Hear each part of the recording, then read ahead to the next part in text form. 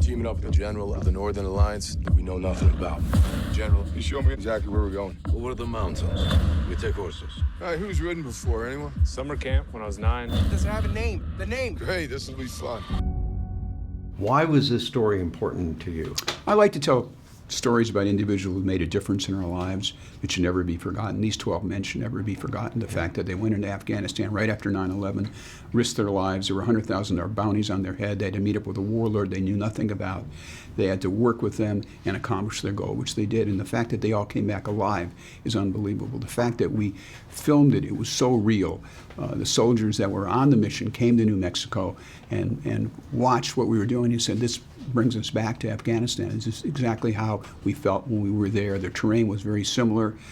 It's got huge action in it. It's something you want to see on a big screen. It's got wonderful humor. It's a great experience to go through this film and to know that it was a classified story that nobody knew anything about. So we're very fortunate that Doug Stanton got the opportunity to write this book. And we found the book 8 years ago and finally got Chris Hemsworth and some wonderful actors to support this and be in the movie. And we're lucky that we brought it to the screen. Yeah, it was a beautiful movie, very heroic. But the best part is it's also about the families. You take time to look at the human condition, the fact that these men have wives and they're going off, and it's a very powerful story. My father was a cowboy star in the 30s. Is that right? His name was Tex Allen. Right. And he starred in about 80 movies, 12 cowboy movies. So it reminded me at the end of a cowboy movie, one of my father's cowboy movies. Right. But much better, just beautifully done. Well, the actual soldier who Chris plays was a rodeo rider.